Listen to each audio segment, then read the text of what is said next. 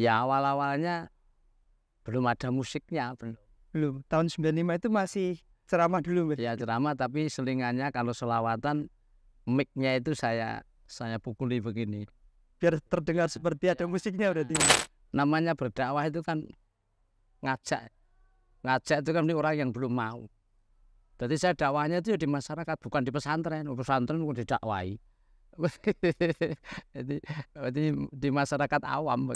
Kadang-kadang inspirasi yang sering ini maaf ya, mungkin bukan saya saja, banyak seniman. Waktu di kamar mandi.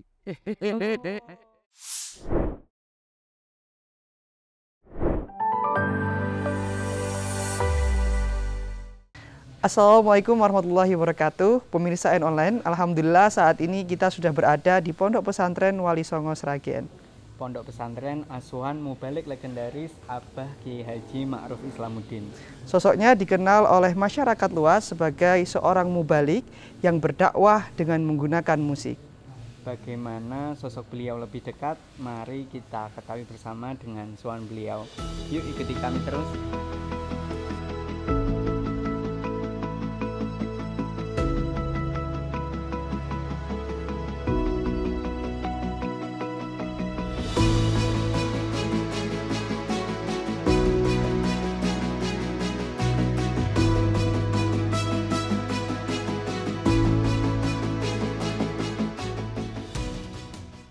Assalamualaikum.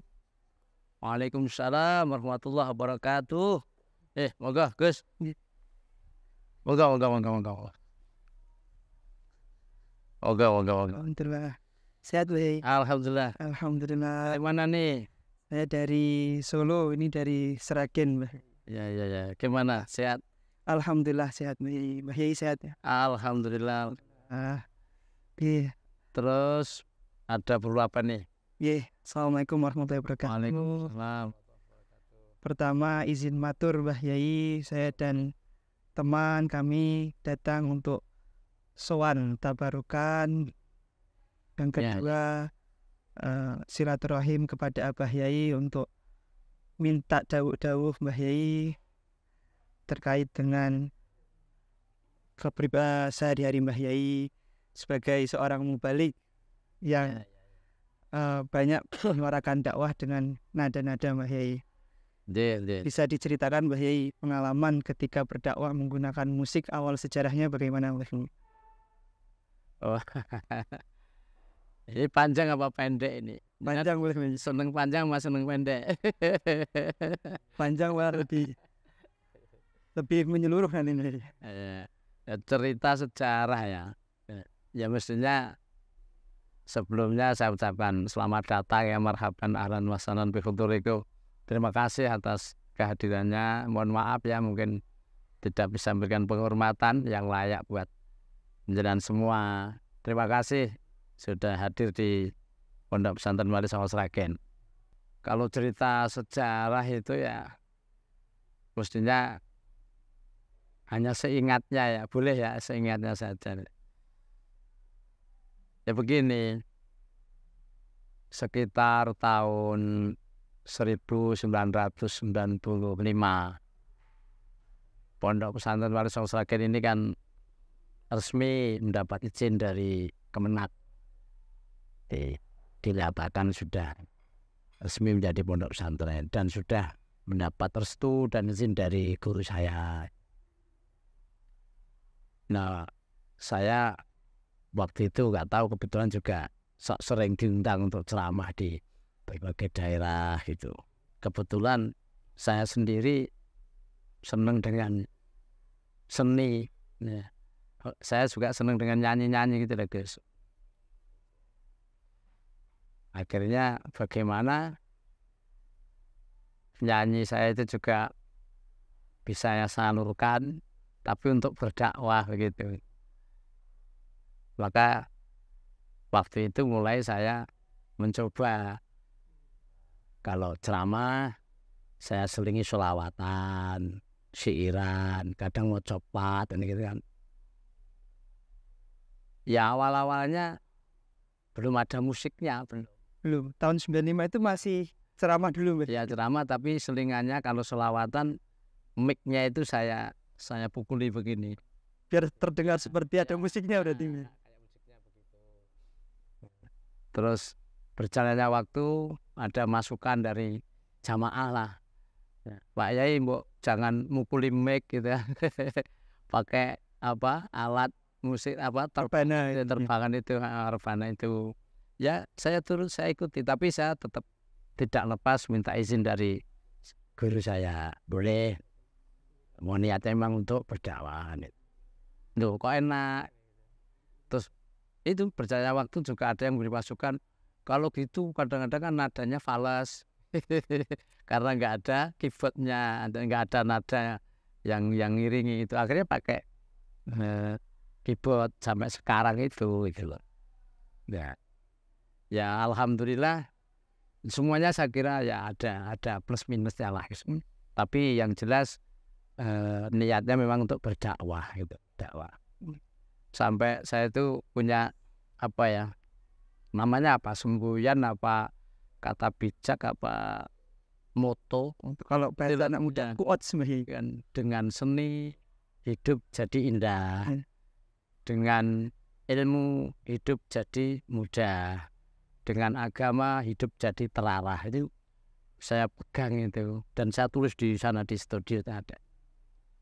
Sehingga dakwah saya itu ya tiga-tiganya insyaallah ada seninya, ada ilmunya, meskipun seberapa kan, ada agamanya gitu.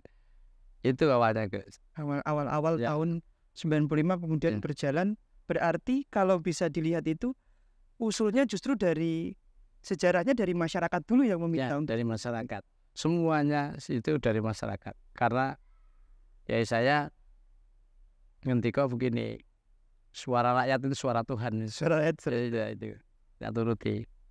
Yang penting berdakwah untuk masyarakat dan bermanfaat, dan itu memang sasarannya kan masyarakat. Namanya berdakwah itu kan ngajak itu kan orang yang belum mau. Jadi saya dakwahnya itu di masyarakat, bukan di pesantren. Pesantren mau didakwai. Jadi di masyarakat awam begitu. Wah, ya gitu. Itu awalnya.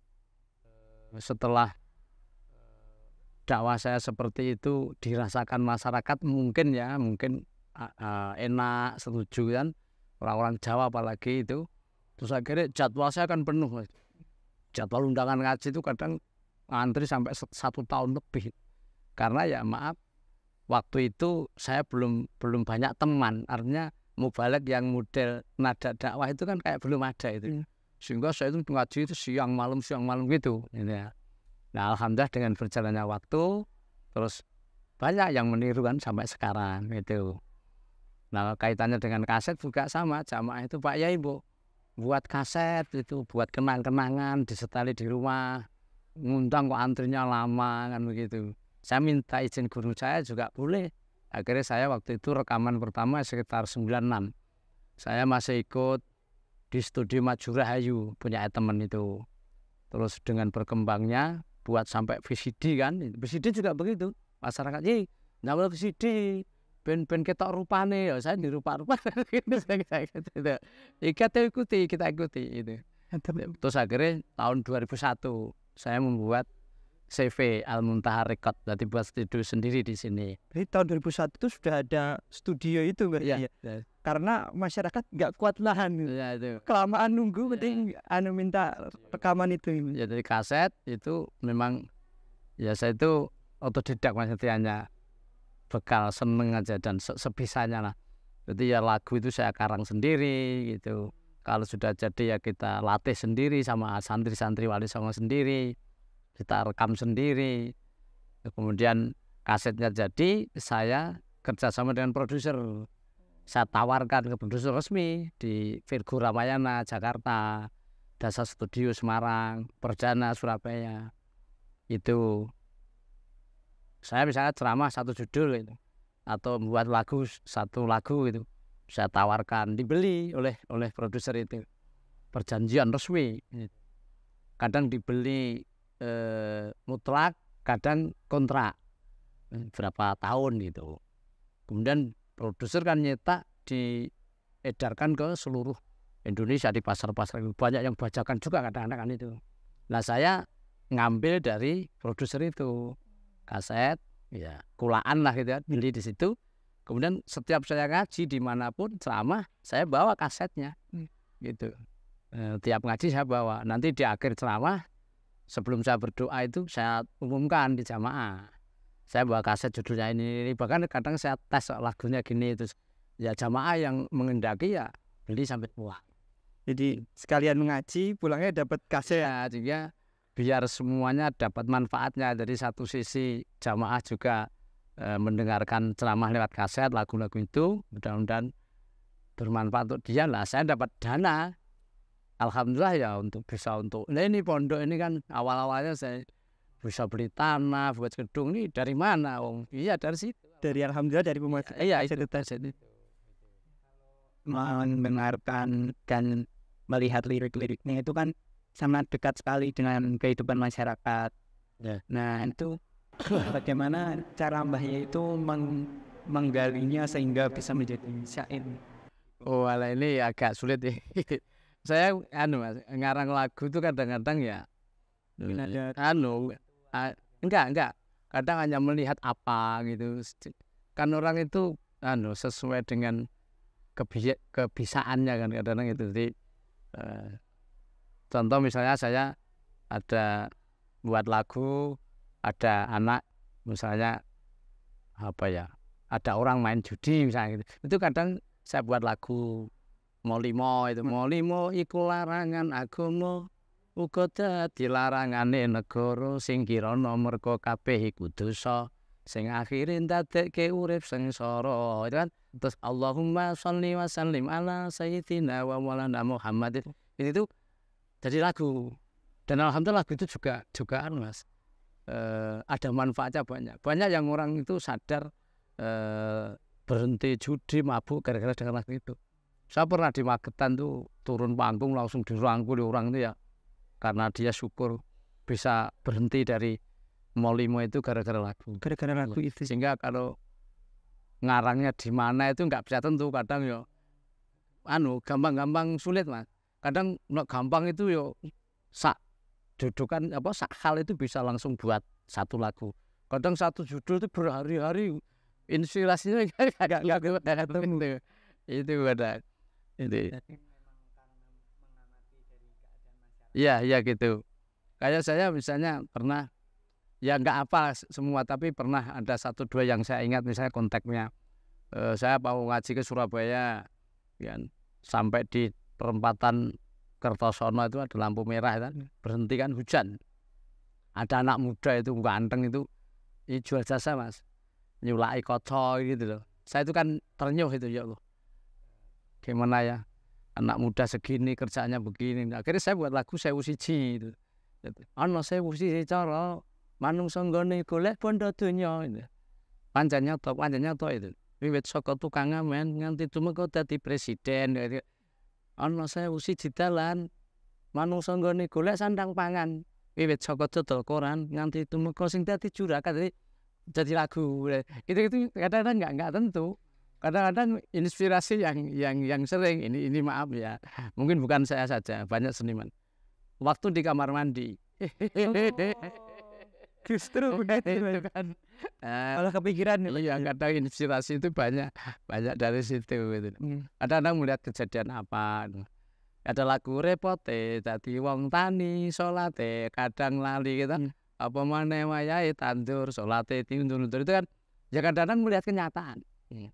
Padahal seperti itu kadang. Itu ceritanya.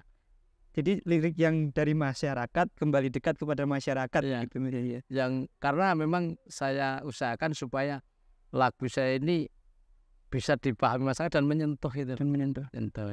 Dan yang uniknya itu Mbah Yai kan, kalau inspirasi kan bisa dari mana-mana Mbah Yai. Tapi yang orang-orang itu penasaran Mbah Yai, kan ini kan Mbah Yai kan dulu pasti belajarnya di pesantren gitu. Kemudian kan nada itu kan, nada, diksi, kata itu kan bakat-bakatan juga Mbah Yai. Nah, itu dapat pengalaman bisa mengarang lagu, dapat nadanya, itu ceritanya bisa bagaimana Mbah Yai? Kalau saya itu otodidak Mas. Otodidak nih? Saya nggak pernah kursus atau belajar, nggak pernah khusus enggak. Ya karena seneng aja sebenarnya. Seneng gitu. Seneng terus tersalurkan sehingga nambah semangat untuk kreatif aja sebenarnya. Itu sebenarnya. Dan saya kira siapapun bisa sebenarnya kalau ada niat pasti bisa sebenarnya. Kalau tokoh yang mubalek itu yang saya idola pertama kan almarhum Pak Kiai Haji Zainuddin MZ. Itu. Tapi untuk seniman ya jelas Pak Haji Rumah Irama. Wah, sampai sekarang. Saya malah minta tolong mungkin kalau bisa saya sambungkan dengan Pak Haji. Pak Haji Rumah Irama. Sampai saya belum bisa. Pak Haji Rumah Irama itu pernah saya undang tahun 2002 mengaji di sini. Niat saya juga tabarukan dan saya ingin minta izin lagunya.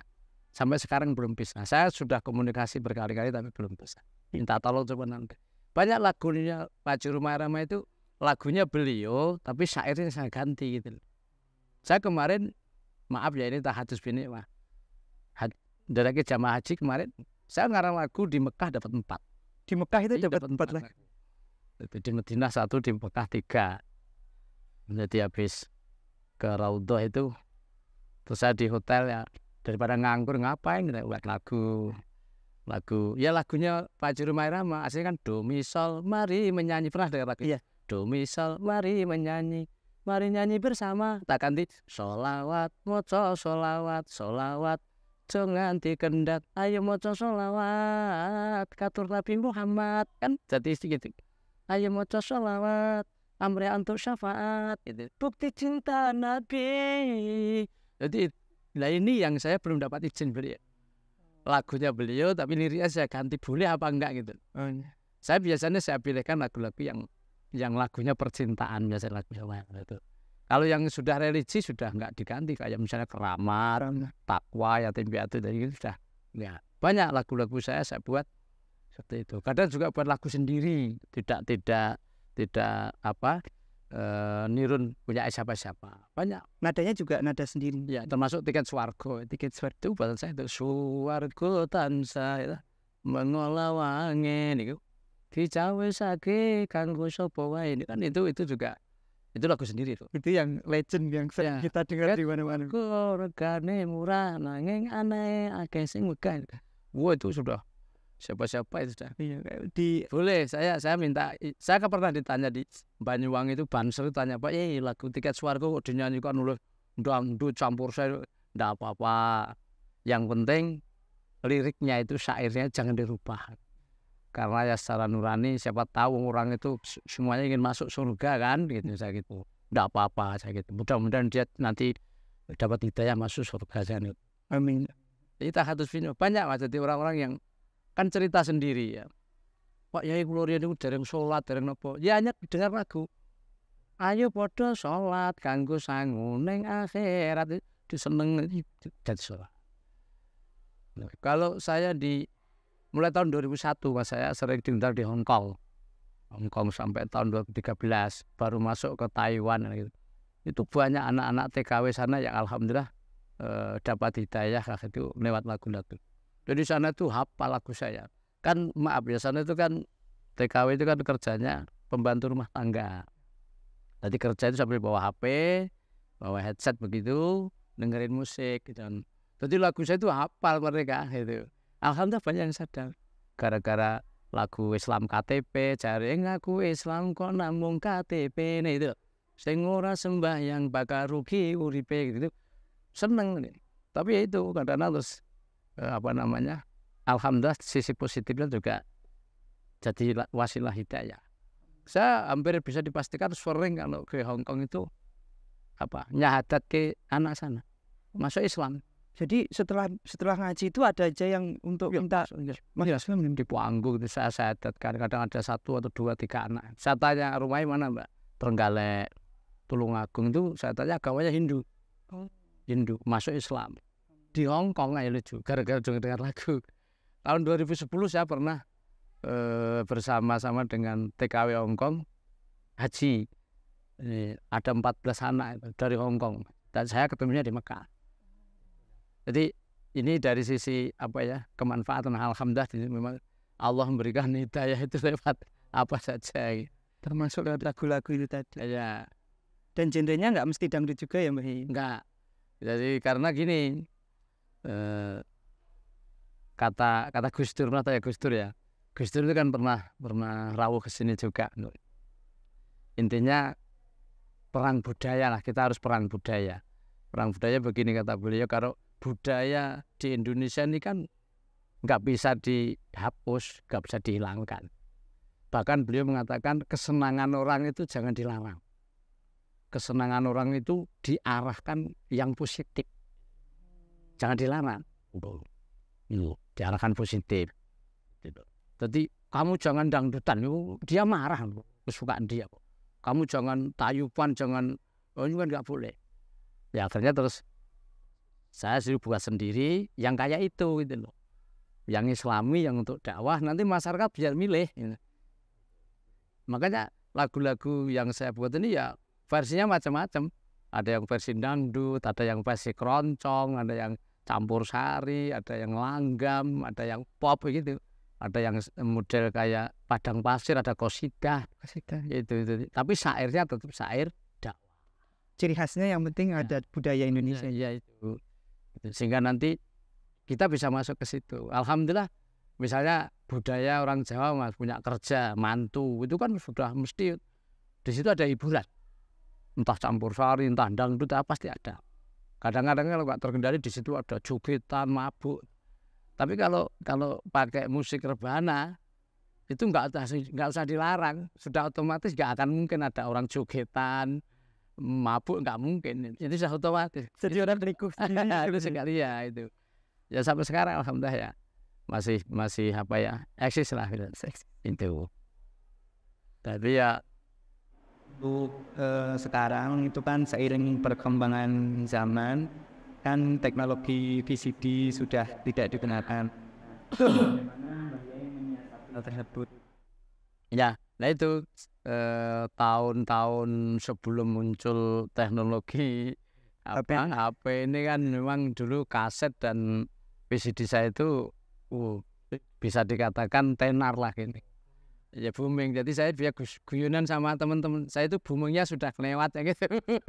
Gitu. Ada masanya ya, ada masanya, tapi bukan mutlak enggak lah, tapi sekarang ya saya mengikuti gitu. Jadi saya juga sama anak-anak yang ngikuti perkembangan zaman lah, buat channel YouTube sama. Ada YouTube-nya juga.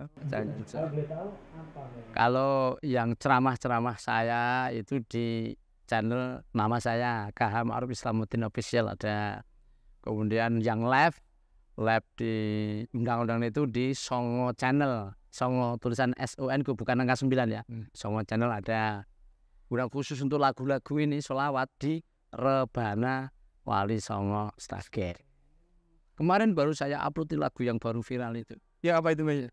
Yang ikan dalam kolam itu. Boleh minta sedikit ya ikan dalam kolam. Tapi saya kan lagunya kan ya kurang begitu. Masalahnya di situ ada unsur percintaan saya kan ya kurang pas lah. Tak rubah sedikit. Tak rubah sedikit. Jadi judulnya saya kasih judul Memilih Jodoh. Memilih jodoh. Jangan dulu, janganlah diganggu. Biarkan saja dia nuntut ilmu dulu dan sabar dulu. Tahanlah nafsumu. Kalau memang jodoh pasti akan ketemu. Gitu kan.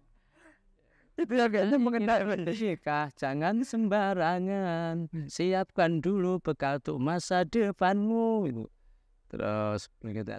Kalau bila belum waktunya jangan dipaksakan supaya tidak menimbulkan penyesalan. Baru ini yang new ya. Yang new kemarin. Dan itu alamatnya anak soleh kan baru viral. Alamatnya anak soleh iku apa kan baru tren itu. Ada. Saya ngikut. So, itu tahun 2022 ini yang dikarangnya Mbak yang alamatnya anak soleh itu. Iya, kalau itu kan enggak ngarang sendiri sudah apa? Sudah viral niru cover. Hanya Mas saya revisi dikit karena aslinya itu kan bahasa kitab, jadi orang awam sulit. Contoh misalnya kan ba'dane mukmin itu kan kalau nggak santri nggak tahu loh ba'dane itu apa. Akhirnya tak ganti sakwise mukmin manut ing syariat itu. Terus yang kang dihin itu apa? Kalau nggak santri pondok kan nggak tahu itu dihin itu bahasa. Tak ganti sepisan lisane gitu, tak ganti gitu biar orang dengar langsung paham. Sepisan lisane alus omongane gitu. Jadi Hanya itu saya rubah-rubah itu. Dan sekali lagi saya garis bawahi tidak harus dengan musik lah. Dakwah itu sesuai dengan apa yang dibisai. Iya, sesuai dengan bakat. Ya, Mas. Ada yang pakai pantun, gitu ya. Macam-macam. Wah, itu yang penting disesuaikan. Targetnya hanya sementing. Dan umat juga senang bahagia. Alhamdulillah Mbah Yai, kami bersama pemirsa sekalian tentunya sangat senang sekali di sesi sowan ini. Alhamdulillah banyak mendapatkan pengalaman dan ilmu khususnya terkait dengan dakwah Mbah Yai menggunakan musik.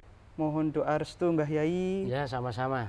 Dan doa kami selalu Mbah Yai sehat-sehat. Amin ya dan dakwah berjalan dengan lancar. Amin.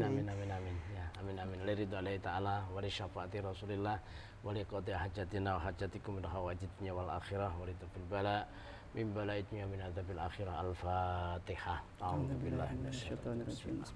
Alhamdulillahirabbil alamin.